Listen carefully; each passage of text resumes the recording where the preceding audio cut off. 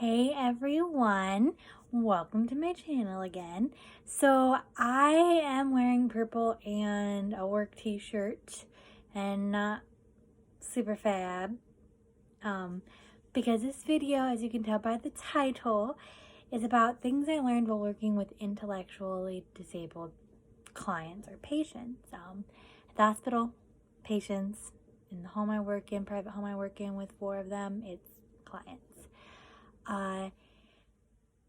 One thing a lot of people can say with working with them is they're like, a lot of people are like, oh, you have such patience, it takes certain people to work with them, and it's like, especially with the mental health aspect of it, and it's like,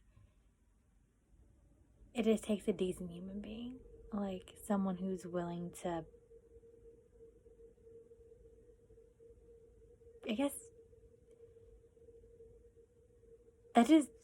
I had to point out that statement because it gets me wrong. It's like saying like, those people are hard to put up with. No, they're not. So let's dive in. So one thing I learned right off the bat is patience is key, especially when they're going through a mood or going through a bad day. Patience is key. When you have a patient who won't pick out what they want for breakfast and you're just saying like, hey, do you want this one or this one? And it takes them 20 minutes. You have to be patient. You have to work with them, and you really have to use that patience skill. If they are refusing to shower for the 3rd day in a row, you can't just at them. Well, obviously not legitly slap, but you can't just lose your temper is what I meant by that. Sorry, that was aggressive. You can't just lose your temper and say, okay, this ain't how, you can't just, you gotta make sure you are patient with them. Another thing is listening sometimes can solve the problem. Sometimes, especially the 4 girls I work with in the private home, listening is all they want. When, maybe they're going through a bad day, or they're just not in the mood, or they just need somebody. Sometimes they just want you to listen to them and just be with them and to not give them advice or, help them with something like getting a drink or giving them a bath. They just want you to listen to what they're going through. Maybe if their dog died at their parents' house, if their child or dog, they just want you to sit there and be with them. Listen to them, not try to fix their problems or do anything. Another thing that I learned is learning to be in a different person's perspective and thinking really what it's like to be in their shoes. We all know, the whole thing about walking in someone else's shoes and really experience what they experience. That is something you have to put into play a lot when you're working with intellectual disabled patients, because I don't know what it feels like to be in a wheelchair 24/7 and to not be able to just walk up and go to the bathroom when I want, not be able to cook my own food, not be able to easily send a text message, or can't get out of bed by myself. Like, I don't know those things. I've never experienced, that's not my life 24/7. And so I have to learn to really put myself in their shoes and to really say, okay, they have to have someone change their briefs and help them onto the toilet or bathe them every day. Like, what does that feel like? Like, they don't have a lot of control over their life and over themselves. Their life. They rely on us staff. So to really it helps me take care of them and really help that patience. Because I'm like, okay, what if this was my loved one, like my sister? How would I want a staff to treat her? Another thing is stares. You gotta ignore them. When I especially worked second and first shift a lot, we would go on outings. and, have to go to the bank, go to the movies, go to dinner. When you have someone who you have to go to a certain restaurant so they can blend the food because they're on a blended diet and they like to spit up their food, you have to learn to ignore the stares and, be like, so what? Like, what do you guys, it's a normal person. She just has to eat a certain way because she can't swallow regular food, so she has to have a blend diet. Or, especially when they're in wheelchairs, or they're they're not verbally able to express themselves, and they like maybe just make grunts or noises, or they can't actually talk, or they use like a voice to text to voice thing on their wheelchair where they like type in something and it says it.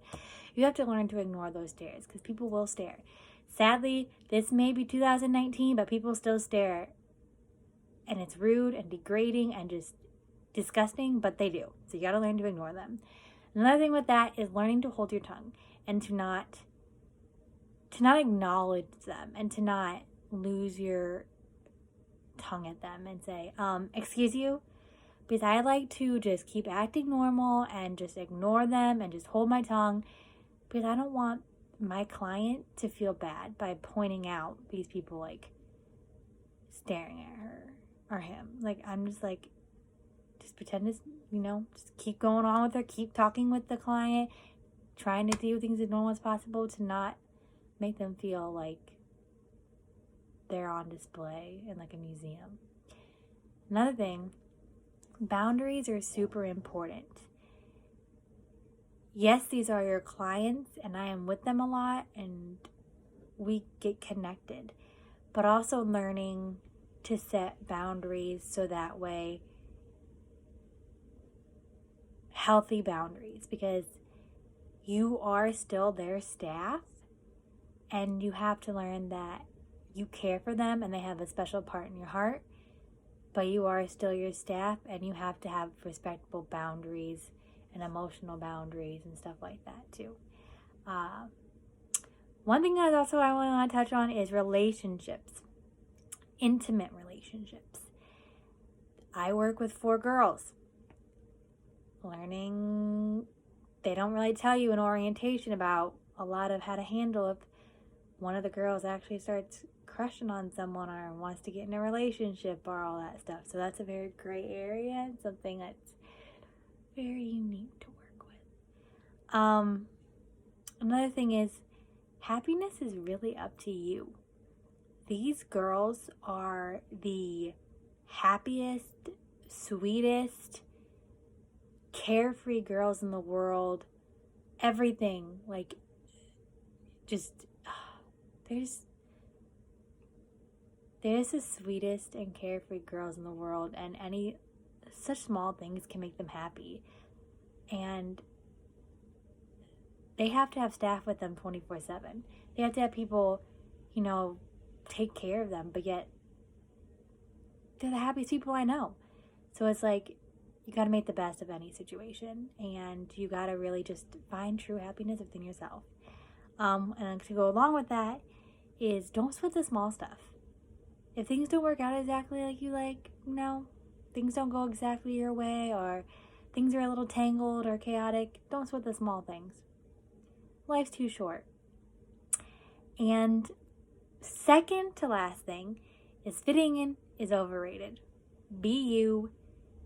Like what you like. Do what you want to do. Obviously not something illegal and crazy and that can kill you, but be you. It's whatever. If you want to blare High School Musical and sing it while you're in the shower, do it. If you want to wear some crazy pattern clothing that's not exactly typical, wear it. Be you. And then the last thing is, it is 100% worth it. Taking care of these intellectually disabled clients I have is so rewarding, and it's worth it. Thank you for watching. I love you all. Please like the video. Please subscribe, and please leave any comments or questions you may have, and also any further video suggestions. And have a beautiful day.